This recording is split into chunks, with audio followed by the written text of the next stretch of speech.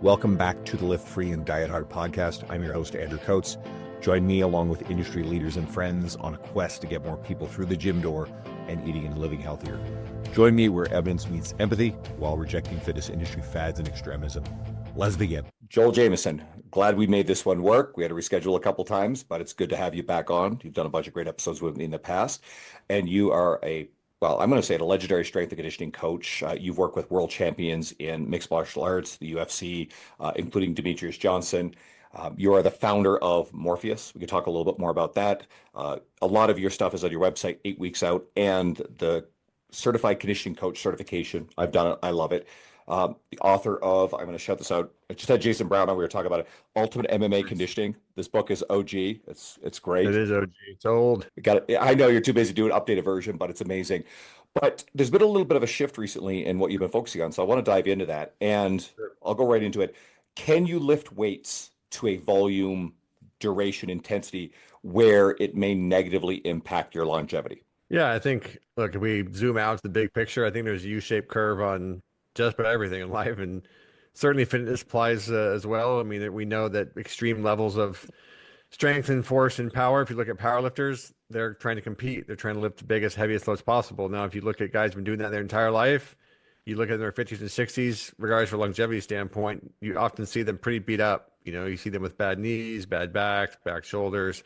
It takes its toll on the body. So I think, like anything else, you can do too much of strength training, you can do too much cardio, you can do too much anything just about. You can stretch yourself and cause muscle injuries if you're overstretching. So yeah, I think there's no doubt that if you do too much of anything in fitness and you go to the extreme, you can end up taking a toll on your body. And I think that's going to translate into overall health, your mobility, your longevity, your joints, and all that sort of stuff.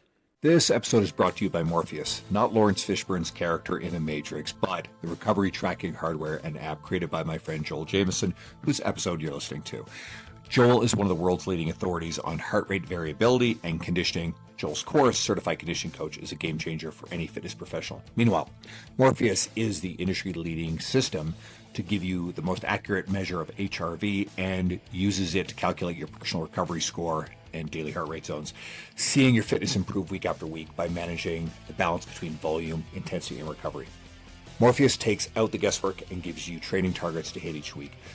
Cardio is more popular than ever, with interest in Zone 2 cardio, hybrid training at an all-time high. Morpheus is the best option for you to help with this. And I know Joel personally. We both presented at the 2024 Bigger Ground Fitness and Business Summit. I've seen him speak at many other events.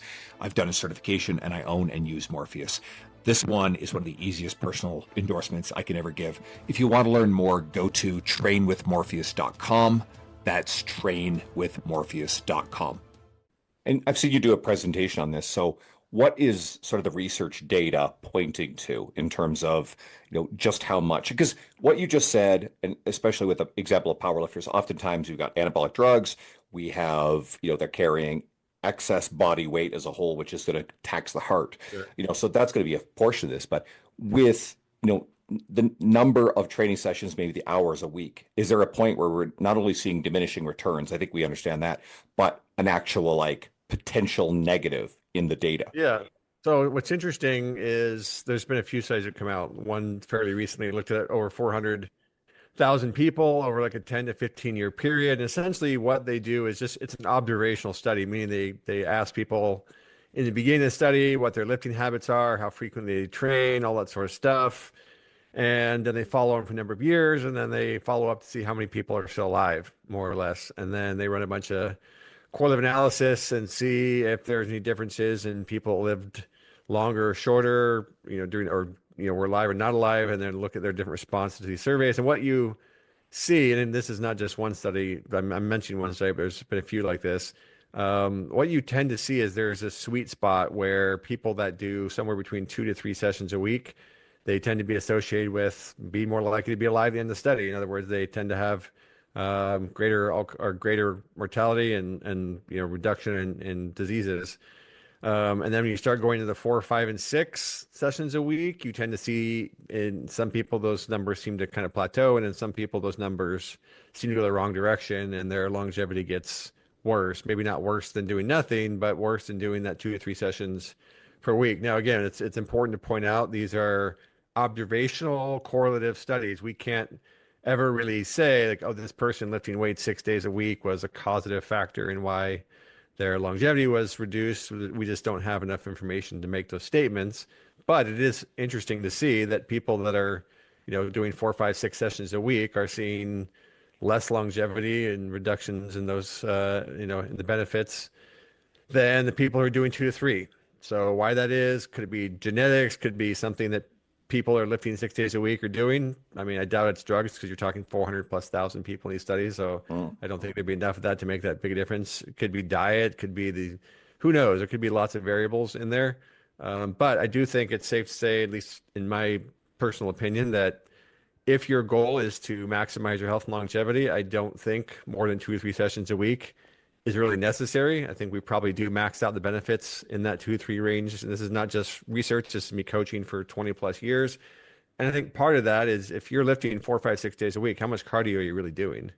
And we know how important the cardiovascular system is to develop. We know how important VO2 max, all these sorts of things are hugely important. And if you're lifting 6 days a week, you're either not doing very much cardio or you're not recovering if you are. So that's the other big picture here is we know that 2 or 3 sessions a week of lifting with whatever cardio it takes to build your VO2 max as high as you can get it seems to be the recipe for success as far as we see in the research. And I would say as far as I've seen in coaching as well. This episode is brought to you by Renaissance Periodization and the RP Hypertrophy app. RP is the industry leader in muscle building, coaching, and education. This app is like having a coach in your pocket. It gives you everything you need, including training programs, form videos. It gives you all your sets, reps, and weights, so you just show up and follow the plan. It adjusts each week based off your progress. And the app was created by Dr. Mike Isertel, Nick Shaw, and the team at RP, who I've known for many years. And the entire team are incredible people who've always been supportive and generous with me, so I know their character and are easy to endorse. My library contains several RP books, and I've used RP training principles in my workouts and coaching with my clients for many years, long before the explosion in popularity of their YouTube channel, which is worth checking out. RP is the first sponsor I felt remotely comfortable endorsing after over 7 years of podcasting. And if hiring a one-on-one coach isn't for you, using the RP Hypertrophy app is the next best thing to maximize your gains and take the guesswork out of your program. And there's a 30-day money-back guarantee, so you can try it risk-free. If you don't like it, they'll give you your money back. And I've also got a serious discount for you of up to $50 US. Go to rpstrength.com/coats and use the code COATSRP, or go to the link below in the show notes. And that's rpstrength.com/coats. Use the code COATSRP. Because that was going to be my next question is what is 5 to 6 days of working out a week crowding out? Cardio be one thing. And I can say this from personal experience too. How much positive social interaction are we losing too? Because I mean, you can look at I like citing the kind of the data on the blue zone stuff. And I think one of the misinterpretations of the blue zone research or interpretations on it is that, well, it's the type of diet these people are eating. And there's widely varied diets across different geographic regions.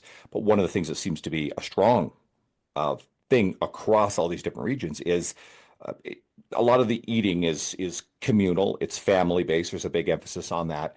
But there's a lot of social stuff. And these people also tend to be in warmer climates where they tend to walk a lot and they're outdoors a lot more.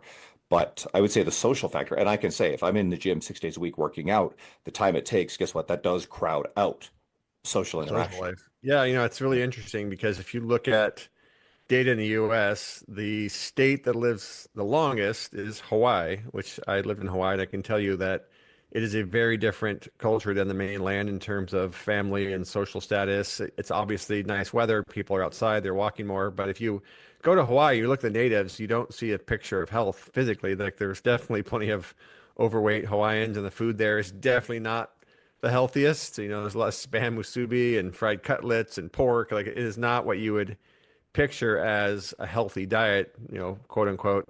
But there's no denying that people in Hawaii, specifically people that are born in Hawaii, live longer than any other state in the country. And I would argue they probably have the best social connections. They probably have, the best combination of having weather to be outside the year round. And, there's a very strong relationship there, I think. So it's a good example of what you're saying. It's not always, just the things we can look at in terms of diet or exercise. It's all these other intangibles that are a part of it too that we often don't measure. So how much cardio do you really want someone to do in order to, let's say, optimize, improve their Sure. odds of positive longevity and quality of life? Yeah, I mean, look, I think the research here is pretty clear. If we again we can't say causality, but we see these correlations where there doesn't seem to be a decrease in benefit the more you build a VO2 max.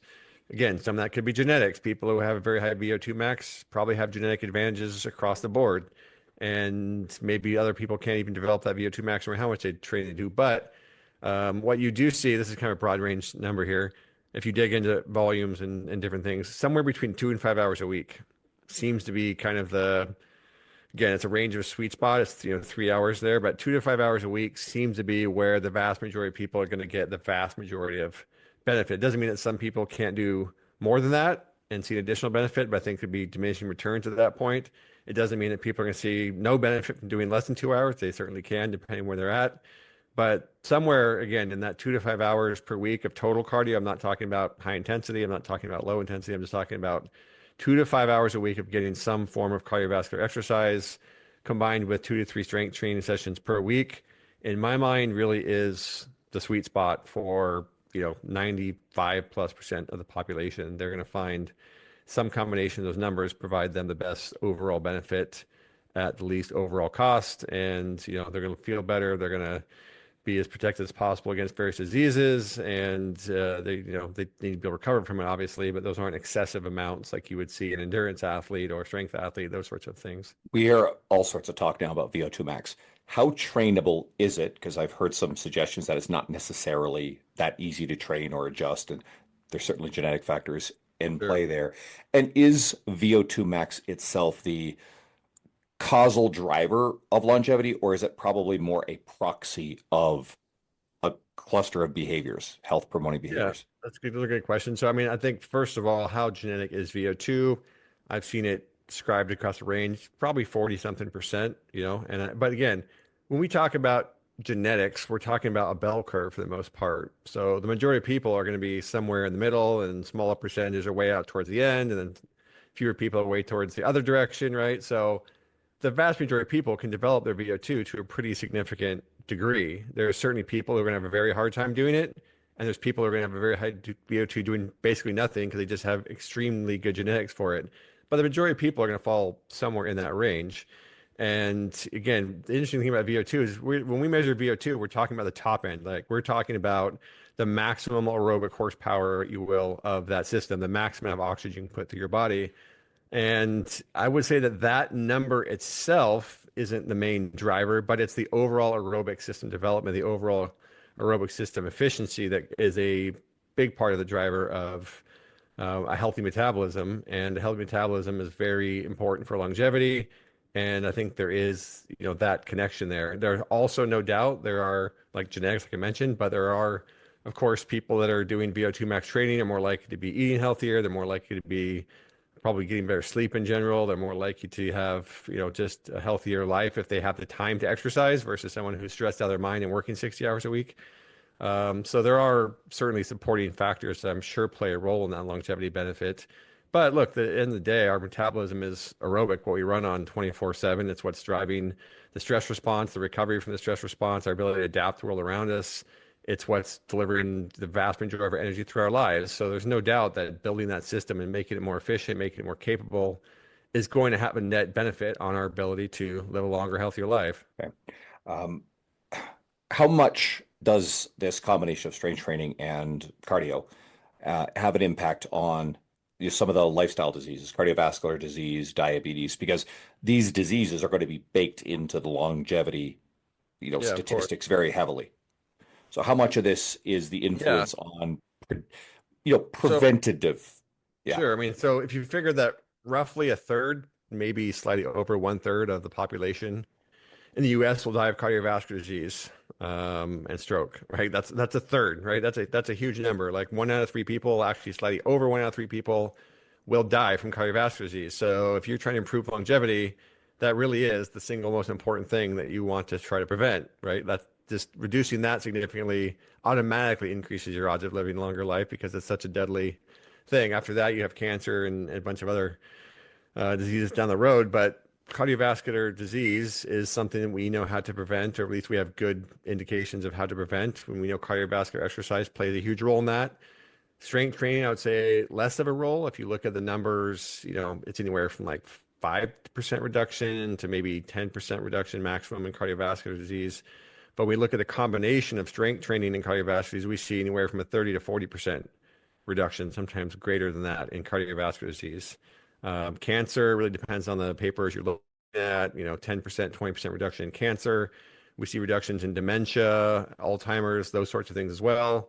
And again, the common denominator here is if you're doing something healthy to build the aerobic system, you're doing something to build your bone density, your muscle mass, your metabolic health, all these things work together. So, again, I think if you take it as a whole, if you do everything you need to do, you do that somewhere between 2 and 5 hours a week of cardio, you get in 2 to 3 sessions of lifting, we can significantly reduce your all-cause mortality by, again, 30 to 40%.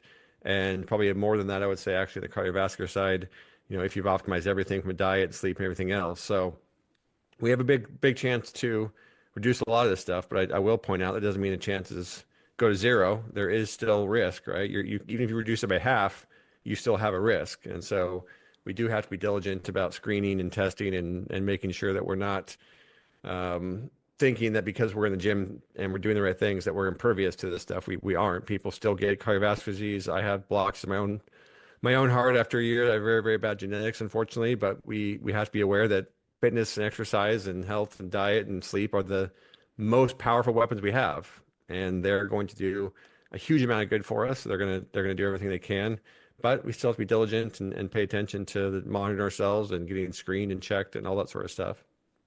I'll add a note, and I recently had a friend of mine who's a PhD in cancer biology named Dr. Joe Zundell. If anybody wants that, just message me. I'll send you the episode. But especially when it comes to surviving cancer, the more muscle you have, that means the more reserve you have, because oftentimes cancer and cancer treatment can be pretty devastating on your muscle mass. So if you start with more, you have a steeper hill of which you can still lose some and yet survive it. And in some cases, it's not even the disease that kind of takes people out. It's the fact that they just don't have the muscle mass to be able to survive the treatment. And we see something very similar when it comes to neurodegenerative disease, because strength training and movement, I like to think about as motor skill, the strength of the nervous system's ability to move.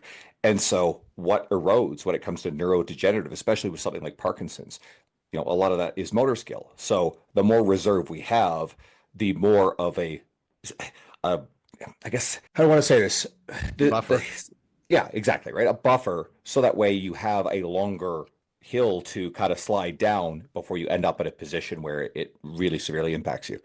So yeah, it's real quick here. The biggest thing about that I would say is our muscle mass is what moves us around, right? We need to be able to move as human beings. It is central to our lives to be active and moving, not just for the principle of moving, but again, going back to social relationships, going back to doing the things that we enjoy doing that make us happy. When we lose the ability to move, whether it's because we're going through chemotherapy and cancer, or we have some other neurodegenerative disease, when we lose the movement in our lives, we wither and die. There's no two ways about it. And having watched my mom go through a stroke and having lung disease and all these things, when she lost the capacity to really move and do the things she enjoyed, her will to live just melted away, because it was not a happy life and she was not happy living it, because she was confined to a room for a lot of her time, and that's a horrible thing. So muscle mass is the thing that we use to move us around. The aerobic system is what powers all of that movement and allows us to contract and relax our muscles and get the energy to all of our cells. And you need both. You need the strength training to build that muscle mass, to build the strength to support movement, and then you need the energetic side to drive that capacity. And this transitions perfectly. You referenced your own genetics. You referenced what happened to your mom. So you are renowned for being the energy systems and conditioning guy. You work with these elite athletes in the UFC and otherwise, but you've really been focusing now more on longevity and quality of life. So, why the shift? Well, yeah, I mean, number one, I'm 45 now, so your perspective and everything changes as you age. And I've been monitoring my own data for a long time, and just seeing how the body changes over time is a big important factor. And like I mentioned, my mom, I watched her have a stroke, and she had a lung disease called sarcoidosis. She had heart disease. I had stents put in for that. and then she had breast cancer. And over a 10-year period, like I said, her quality of life was just obliterated. She was a flight attendant before she had the stroke. She traveled all the time. She loved to travel, was very adventurous, and would frequently go out and do all kinds of crazy stuff, and just loved being out. And she's also a very social person. And then, through the process of all that, she was, really, like I said, kind of confined to her room at the end of her last few years in a retirement community. And then the worst of all, I think the thing that actually kind of finally did her in is COVID, not in the way that, COVID didn't kill her directly. She fortunately didn't get COVID, but she was basically in a retirement community and they were just confined to their rooms. There was no more social events. There was no more eating in the dining room. Like, all their social stuff was just gone. And I understand, why. But unfortunately, she lived in a bedroom, a 1-bedroom apartment for a couple of years and barely moved at all. And her weight went from like 100 to like 92 or even upper 180 or 80s.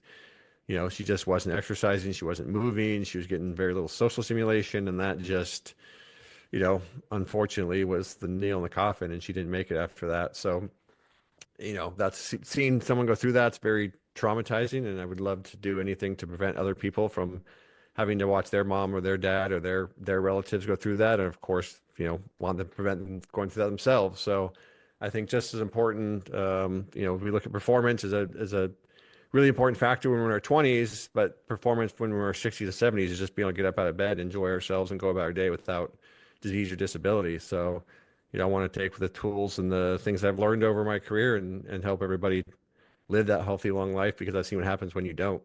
And it's not good.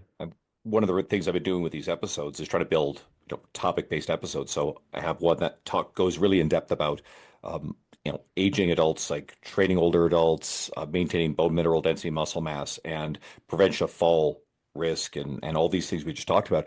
And that's with Robert Linkle. So guys, again, if you guys are interested, scroll back or message me. I'll give you that episode, because I want to build this resource library. Okay, so are there any other lifestyle interventions that you tend to focus on that there's good evidence that they're also helping reduce the lifestyle disease risk, improve longevity? And that could be, certainly you mentioned nutrition. Dare I even ask supplements, because that's obviously a very contentious thing, or even exposure to anything in the environment? Yeah, look, I think the big ones, of course, are stress. Your mental stress, I think, is a huge part of this, because we turn on that stress response system throughout our lives. And obviously we need to be able to do that to have an effective response to the world around us. But when we overactivate it and our blood pressure is elevated and our sympathetic system's turned on throughout the day because we're mentally stressed out, that accumulates, and that causes a lot of inflammation, a lot of damage across the years. And I think that's a huge piece of the puzzle. Sleep is obviously a big factor, and it's tied to that. If you're constantly stressed out, your sleep's going to suffer as a result, and it's all going to work together negatively. And then obviously nutrition. Those are really the big three, other than exercise. You need to be able to get high quality sleep.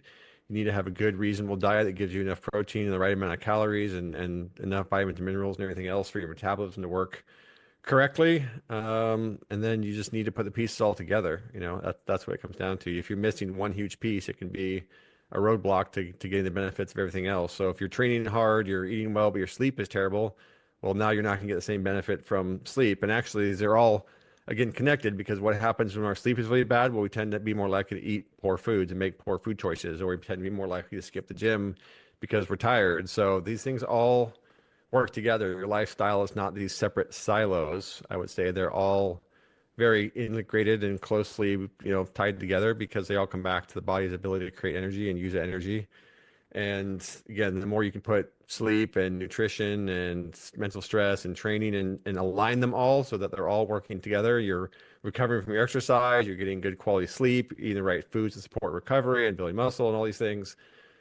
That is the key. It really comes down to putting these pieces together in a way that they all work together rather than half of them are working against you. And I want to do a separate and very in-depth episode on heart rate variability. You're also one of the world's leading authorities on heart rate variability. You were on Peter Attia's podcast discussing this, and you developed, your Morpheus system, which measures it. So at least, do you want to give at least a little bit of an introduction into how heart rate variability can measure your stress? Yeah, sure. So when we talk about stress, what we're talking about, again, when people think about stress, you might think about different things, but from a physiological standpoint, we're talking about the body turning up that sympathetic nervous system, which most people would think of as the fight or flight system. And that system's job, like it sounds, is to prepare the body for fight or flight. That means turning up energy production. It means turning down digestion. It puts the body on the immune system in high alert. It can be pro-inflammatory. It makes us more alert, more aware. It's like it sounds. It's like fight or flight. And then we have this other side of our body, of the autonomic nervous system, called the parasympathetic nervous system. And it works to basically reverse a lot of those processes. So it's anabolic. It's more about storing energy and putting energy back after you burned it off. And it's about recovery, regeneration, growth, repair, all these sorts of things. And so these two systems work together as the autonomic nervous system. Their job is to respond to the stress of the world around you and help you adapt to it so it's less stressful down the road. So give you a big example here. Let's say I do a big workout. Okay, I need more energy for that workout. My sympathetic system, it's important to think of it like a dial, not like an on-off switch. And so our sympathetic nervous system cranks up so that we can produce more energy. It releases cortisol. We get more blood glucose. Our heart can beat more forcefully. Our muscles contract more forcefully because we have adrenaline and noradrenaline in our bloodstream. This is all sympathetic. This is the stress response, right? We have a physiological response to a stressor in the real world. We're lifting weights or we're doing cardio, whatever. That's a stressor. It's causing our body to have to create more energy. And then, okay, workout's over. Now that dial has to come back down. The sympathetic system is going to start dialing it back because you don't need the energy anymore. And then at the same time, your parasympathetic system at some point can start dialing that dial up so it can put the energy back and promote growth, repair, regeneration, all that sort of stuff. And this is happening over and over again throughout your day, throughout your lifetime, depending on what you're doing. Now, the problem, like I said, is if you are sitting there thinking about something very stressful, whether it's job or kids or finances, whatever it is, your heart rate's slightly elevated, your sympathetic system slightly up, you're activating that stress response. I'm going to give it a funny example. Okay, so I trained two clients earlier today, and they both came in and they both had been sleeping well recently. They both were feeling like kind of stressed out, and neither was clear on this, but I explained to them. So there's two things going on right now as the time of this recording. We just had a big election, a federal election in Canada, and a lot of people, it's a very stressful thing. And so the funny thing is the two clients, each of them was very emotionally invested in the outcome, just on opposite sides. And two, they're both Edmonton Oilers fans. The Oilers are currently in the first round of the playoffs, and they were down 2 games, and they some nail biters, and they came back, and now they're up 3-2. So everybody that I know that is a diehard Oilers fan is their blood pressure has been through the roof. Plus, they're staying up late watching the hockey games, and they're having a drink watching these games. So sleep's interfered with. There's alcohol in play, and they don't even realize like why they're feeling pretty run down. And that alone right there has a very strong response from the sympathetic nervous system. Absolutely. Yeah, it's suppressing. So you gotta remember when that sympathetic dial is turned up, it means that parasympathetic system is generally turned down. And remember, that's the recovery, growth, repair, regeneration, digestion, all those sorts of things. So if I do a big workout, the only way I'm going to recover from that workout, and not just recover, but adapt and get stronger or faster or more aerobically efficient or whatever, the only way that's going to happen is if that parasympathetic system drives energy into those different tissues that need repair and regeneration. If I'm spending a bunch of time in the sympathetic state, I'm not getting good sleep, which is where a huge percentage of recovery happens, then the gains aren't going to happen. So we can't take it as a foregone conclusion that just because we train that there's this instant and guaranteed response where the body gets better or sees results. It doesn't happen unless the body has the energy driven into recovery, repair, regeneration. So a big piece of this is to understand there are two sides to that equation. So back to HRV, what we're measuring with HRV is the activation of that parasympathetic nervous system. And we are measuring it at rest. We're looking at the resting state, and that's where the body's managing it, because when we're really active, we're up moving around, that sympathetic dial is turned up, the HRV is very, very low. It's not super valuable to measure that. It would just show you that you're moving around, you're doing something. So we measure it in a resting state. There's wearables that do it overnight. I think it's a much better, more accurate tool to do it in the mornings. So you're getting a baseline comparative state each day, the same way you would as if you were measuring for weight change. You'd want to measure yourself first thing in the morning to see where you're at each day to get the same context. But that's basically telling us how these two systems are interacting with each other and how your body is interacting with the world around you.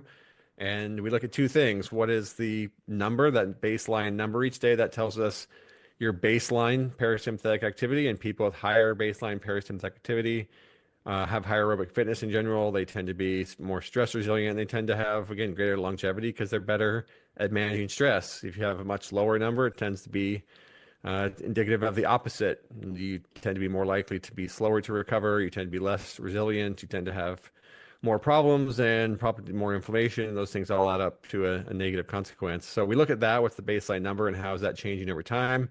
And then you look at the volatility. In other words, how much is that changing on a daily basis? Because that is swinging up and down in response to what you're doing. If you're seeing big, huge changes in either direction of the number, it's telling you that your body's under a lot of stress. And again, the thing is, we can't tell you from HRV exactly what the stressor is because stress is cumulative and it's all adds together. It's not this individual compartmentalized thing where the body responds totally differently to lifting weights versus sitting there being stressed out at the TV or politics or sports or whatever.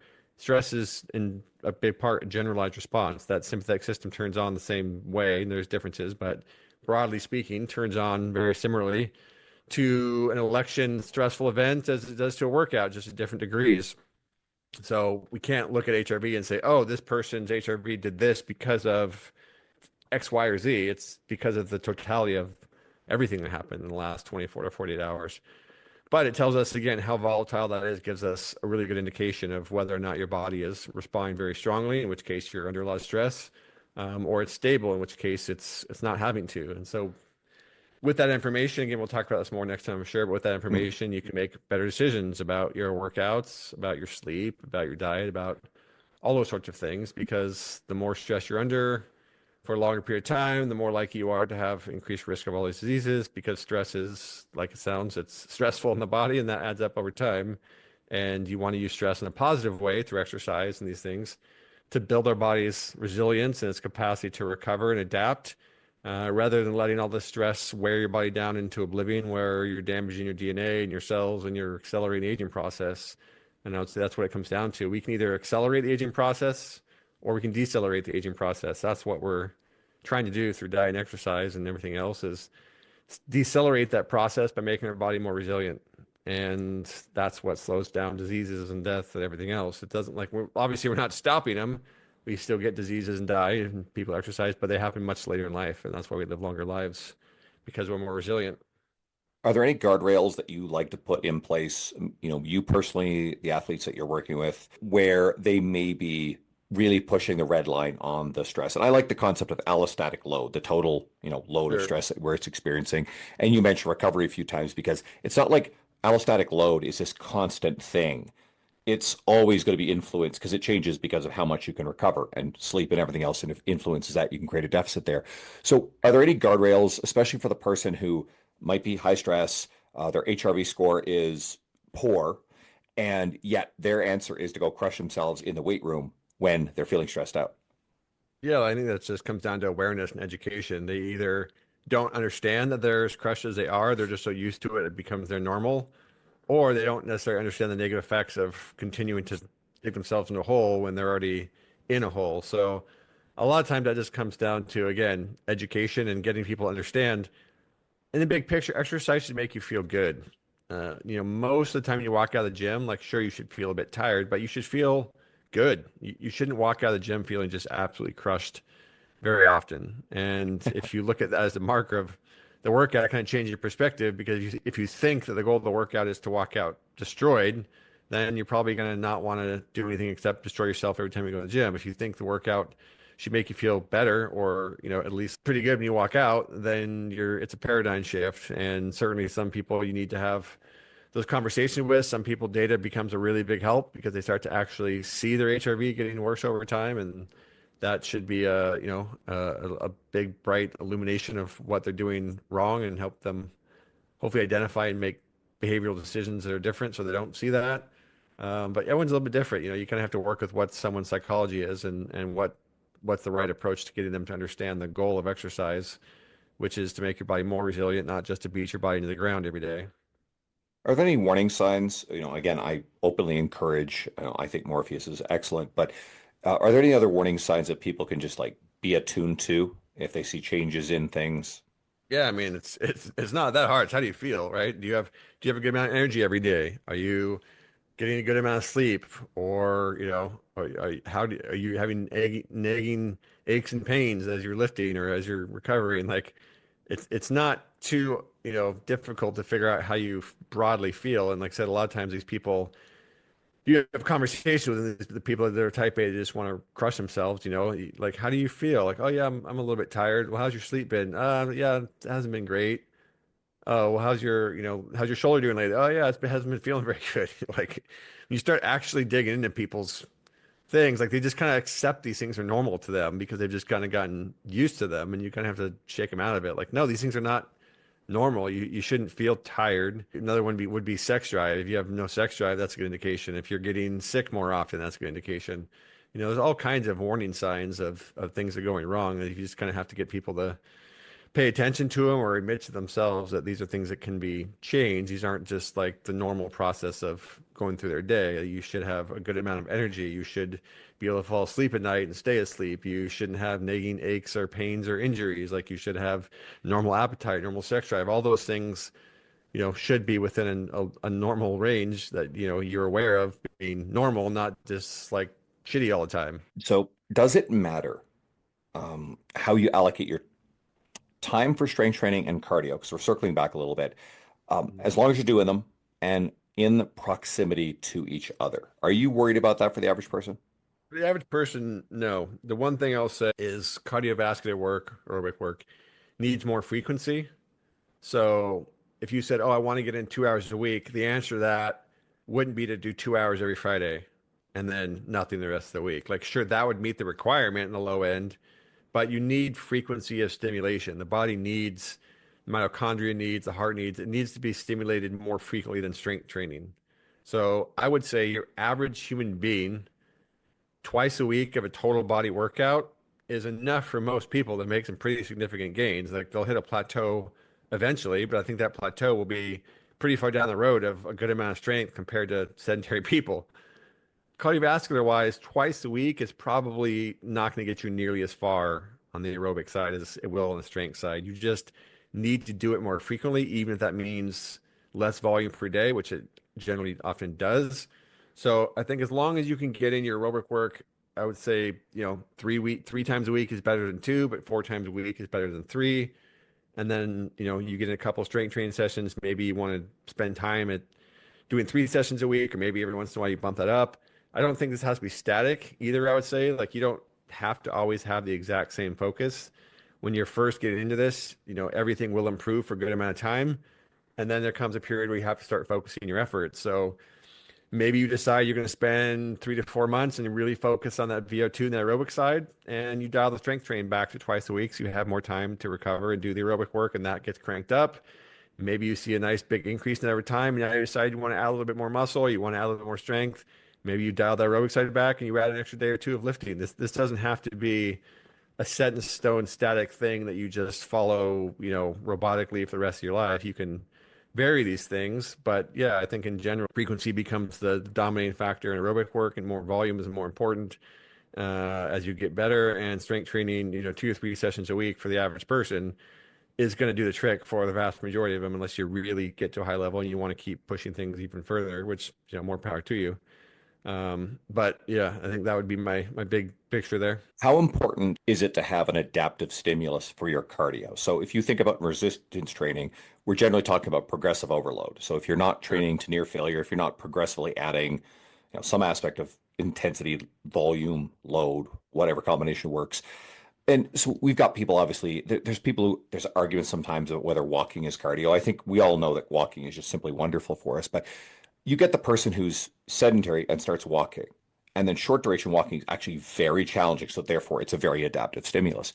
But you get to someone who has a pretty high VO2 max, who can handle long bouts, durations of cardio. Is there an intensity or a total workload that we need to hit in order to improve? Or is it Well, all yeah, just look, good? no, I mean, it's good, but everything comes down to the body in order for the body to adapt and get stronger, more efficient, whatever the case may be, it has to be pushed slightly beyond its current capabilities. Otherwise, it doesn't need to adapt. And that's something I think people don't understand a lot of times, because they look at HRV and they do a hard workout and like, oh, my HRV didn't move. I'm like, well, okay, first of all, the workout is just one piece of your day. The second of all, how many times have you done that workout? Oh, I've been doing this workout for 3 months. Well, yeah, it didn't move because your body is used to this workout. It can still be hard, but the body has already adapted to it. And the question I always ask is, well, how much stronger have you gotten in the last, I don't know, 3 or 4 weeks? Oh, I've kind of plateaued. Well, yeah, you've plateaued, meaning the body's not getting better because it's not being pushed to get better, which is why your HRV is not moving as part of that response because, it's not just effort, it's more effort in the right direction that causes your body to have to get better. And the same thing applies to every area of fitness. The body's not going to adapt unless it's pushed to adapt. It has to respond to it in a way that leads to it being better. So cardiovascular wise, we have the same levers as we do on the strength training side. We have volume and intensity, and then you can throw frequency in there as part of volume. So you have to be constantly looking at how do I increase the load on the body. It can be adding volume, doing a few more minutes per exercise or per workout. You could be doing more frequency, which is also more weekly volume, and you can be doing more intensity. You pull those levers in whatever manner is most appropriate for where you're at, but you have to always be pushing the body further by doing something that's causing the body to have to adapt versus just if you do the same thing every workout, every day, every month, every year, like you're just going to kind of maintain where you're at. But if you never change anything, you never progressively overload yourself, then nothing's going to change. So that's the principle I would say applies to literally every aspect of training, fitness. And I like highlighting that because you get the people who will just kind of do the same thing. And, again, there's value in being active and the maintenance. It's not all just in the adaptive side. There's probably a very positive Absolutely. effect on your mental health. There's a lot of good there. But if someone wants to improve, they have to find ways to make sure the stimulus is progressively more challenging. Yeah, it's the same thing as like, okay, I eat a certain amount of calories and I plateau and then I just keep eating those calories. My body weight is not going to keep going down. Like that's where my body's settled in at. So I would just say in general, there's definitely periods where you want to stabilize. I think that's a bit underrated. So yeah, I do want to make clear progress for a little while. And then I'll have a period where I'm just trying to maintain that and just stabilize those changes. And then I'll go into another period of trying to make progress. But yeah, you can't assume the body's going to continue to get better without some sort of change. But the problem I see a lot of times is when people get stuck or they get frustrated, sometimes it's just like they try to throw everything out and do something totally new. I think that's CrossFit in a nutshell. Like you can't just have random stimulus all the time or random changes. Like, yeah, that's more stressful to the body because it's never done it before, but it doesn't necessarily mean that it's pushing the body in the right direction. So you have to understand the levers of volume, intensity, frequency, and then even exercise to some extent have to be used intelligently, not just like, oh, this workout's not doing anything for me anymore. I'm just going to do something completely different. Like, I don't know, maybe that completely different will do something, but that doesn't necessarily mean it'll push you where you're trying to go. You have to have a little more targeted, focused increases than just throw it all out the window and try something different. Shots at CrossFit, right? All right. We're like I said, we'll come back and we'll talk much more in depth about heart rate variability and Morpheus. But for now, people can find you on Instagram at Coach Joel Jamieson, and it is not spelt like the Irish whiskey. It's Nope. Jamieson. So don't screw that up, Yep. guys. I don't Are there think any there other? is. I'm pretty sure it's not a Coach Joel James spelled the wrong way, but I don't know if you'll find me that way either. Yeah, they shouldn't have any trouble. I follow you, so that's easy enough, right? You'll show up if you follow me. Yep. What other resources do you want to point people to? Just 8weeksout.com, like you mentioned, and trainwithmorpheus.com. Those are the best places to find all my stuff. If you want to learn more about the stress response and kind of stuff we've talked about, I would say look up Robert Sapolsky. I always really like to give him a shout out. I think he's an amazing teacher, amazing scientist. And if you want to learn all things stress response, human behavior biology, he's got a free course on YouTube that is his entire Stanford behavior biology course. And he's just a genius, in my opinion. So if you want to have a kind of a big picture understanding of how the body reacts to the world around it from a stress standpoint, Sapolsky's book, Why Zebras Don't Get Ulcers, is still a fantastic read. It's been a while since it's been out, but it's absolutely fantastic as well. So I would point anyone to his work and his resources that really just want to dial in their understanding of stress and how it impacts us on a physiological level. Absolutely. I think there's another book that's worth complimenting as well. I recommend The Upside of Stress, and I believe it's she's a PhD named McGonigal. It's been a while since I've read it, and she actually gets into how we tend to think of stress as bad, like the word just indicates bad, when in fact there's a lot of complexity to the situation and a sense of control over your own outcome can actually be a major mitigator of a sense of stress and the negative outcomes associated with stress. So I love that book too. But yeah, go read Sapolsky's book. And again, everybody, I openly endorse Joel. I've done your certification. I've read your book. Your stuff's really good. That's why I brought you on here. So I want people to dive into that. Do you have any speaking events coming up? I know Luca's not doing Vigor Summit this year, but are you going to be appearing anywhere? Oh yeah, I'm doing one up in August in Canada at the CanFit Pro, I believe it is. Oh, Um, you're gonna be physically there because I'll be there. yeah. Luca's gonna be there. Jason Yep. Brown, who I Yep. just had on, we talked a little bit about you. Yeah. So I will see you Speaking there. to that one. Yep. Oh I'll be there. shit. Okay. Good life. I think we're doing stuff with them, but yeah, I'll Yep. be up there in August. Well, shit. If I remember correctly, I'm the one who linked you up with Eric Wong Kai-Put, who's part of that. So I'm glad that manifested out into a relationship with Good Life. They're great. And so, yeah, I will absolutely see you there. So anybody listening, guys, come to CanFit Pro. There'll be a whole bunch of us there doing presentations. So, Yep. Joel, I Sounds good. appreciate you, man. Thank you so much for coming on. I appreciate your time. No problem. Glad to be on. I'm sure we'll talk in soon.